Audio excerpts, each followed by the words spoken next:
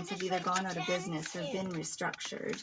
The cruise industry was worth an estimated value of 150 billion, which is very significant. And just up until September, the losses were about 50 billion.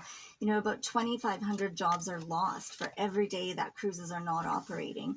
That would be indirect and direct. So that would also be all of the suppliers, the ports.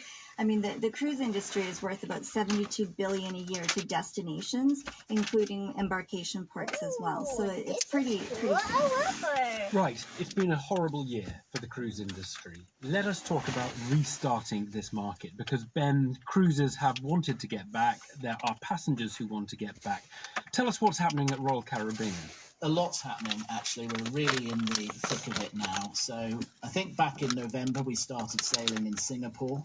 We've now carried over 70,000 passengers in Singapore successfully without a single case of COVID.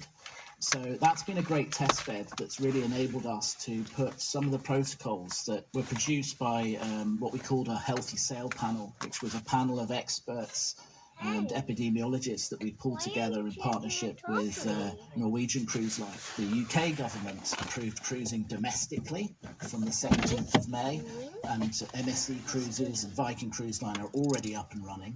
And we will be running a domestic programme to start with. We'll also start sailing from the Bahamas on Saturday, and we start to sail from Florida through July.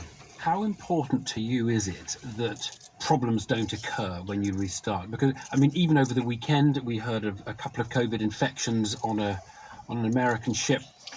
Well, obviously, we want it all to be as smooth as possible. There are going to be a few hiccups, and for anybody in this industry that genuinely believes we won't face having a COVID case on board again, they'd be deluded. And obviously, the vaccine journey is going to play a massive role here. Alongside the protocols, we are only sailing with vaccinated guests, and then children under the age of 18 will be tested. Can cases arise? Sure.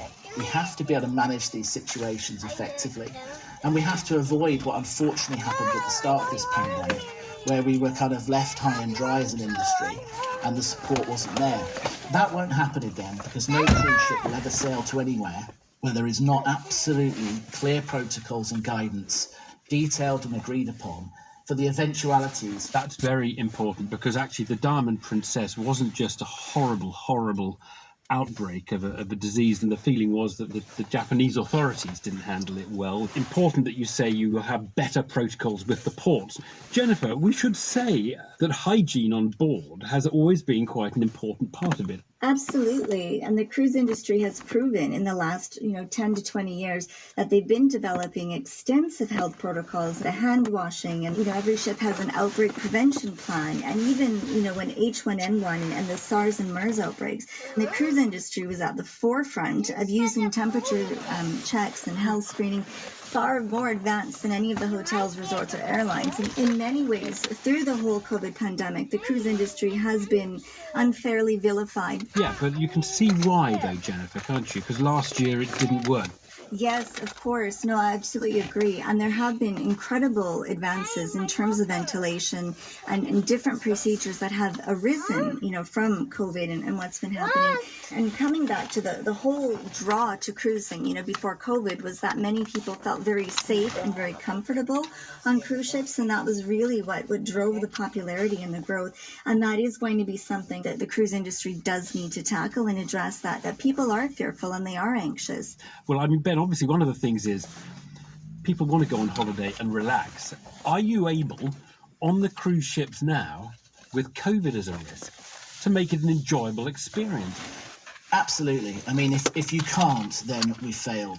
I think the big game changer here really is the pace of vaccination. We know that vaccinations don't prevent you from getting COVID-19. However, they do hopefully prevent you from getting COVID. And as you rightly say, cruise has been at the forefront of health and safety and protecting its guests for many years, and we will continue to do that. But we have to do it in an intrusive way, and technology has played such a key role in that. So we're reducing the number of times that people have to touch things. We've got contactless technology for our check-in process.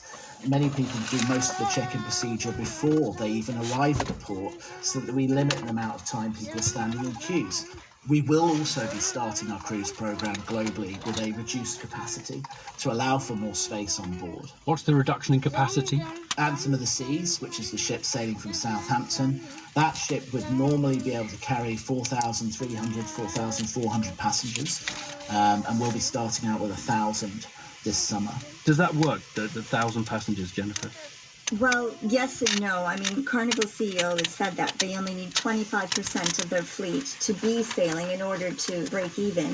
But in terms of having ships at 50% or even less, some of the cruise lines are only looking at 20 or 30% capacity.